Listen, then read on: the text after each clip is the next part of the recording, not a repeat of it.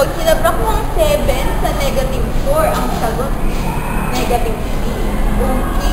Kung whole numbers ang 4, and then, ano ba siya? Pwede ba siyang maging even? Ganon? Odd? Bakit di naman siya naging even? Kasi pag even, divisible by 2. Kung divisible by 2 siya, what stay mo? Anong mga factors na pwede mong ma-divide sa 4? 2. Sulat mo nga. Sige. Lahat ng pwede mong ma-divide sa 4, lahat. Galing mo naman. Wala kang nga lang tinta ng ballpen. Oh. Take my hand. Ano yan? Ano nilagay mo? 1, 2, 4. Need you to dance.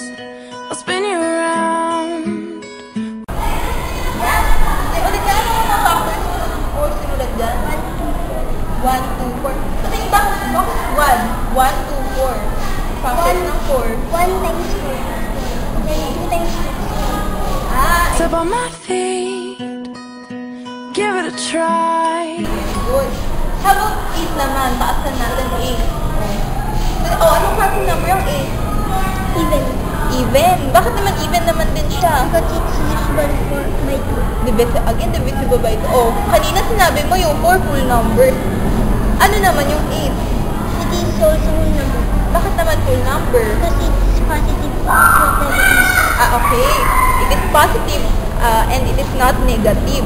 So, kung full number ang 8, ma-divide, anong factors ng 2, 4, 1, 8. 8? Bakit 2, 4, 1, 8? Because 1 times 8 is 2 times 4 is Ah, okay. Very good.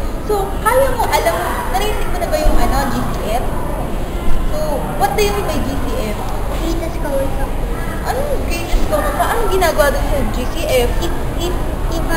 If we has 2 numbers and we search for the greatest common factor or GCF, we should think about what number is the common factor of the 2 numbers is the greatest. Uy, ang galing mo naman. Very good. Sige nga. Dahil doon sa sinabi mo, anong GCF nga ng 4 tsaka 8? 4. Sige, 12. It'll be alright. The room's hush hush and now's our moment.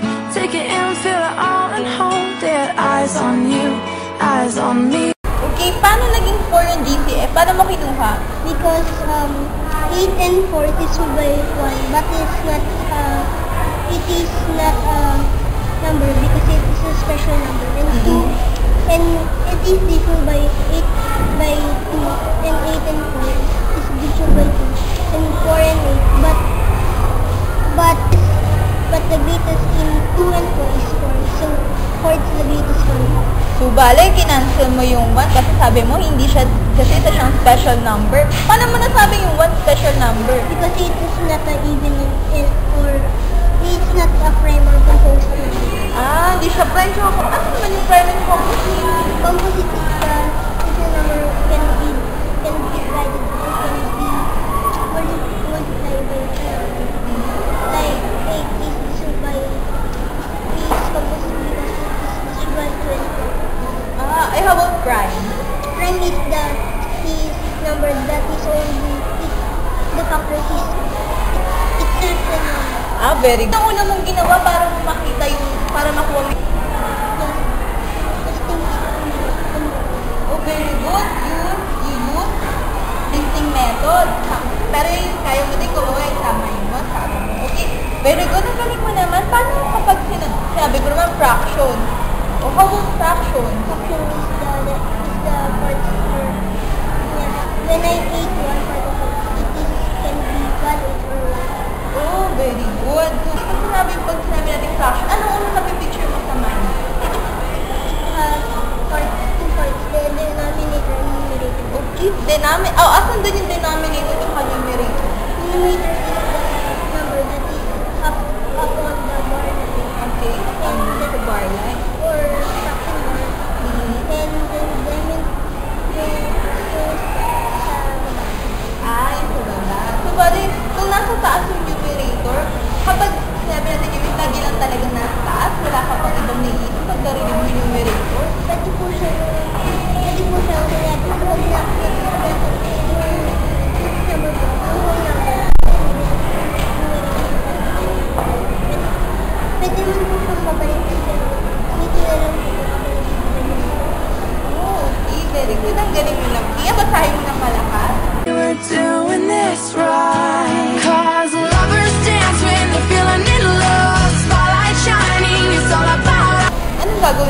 Paano mo nagawa yan?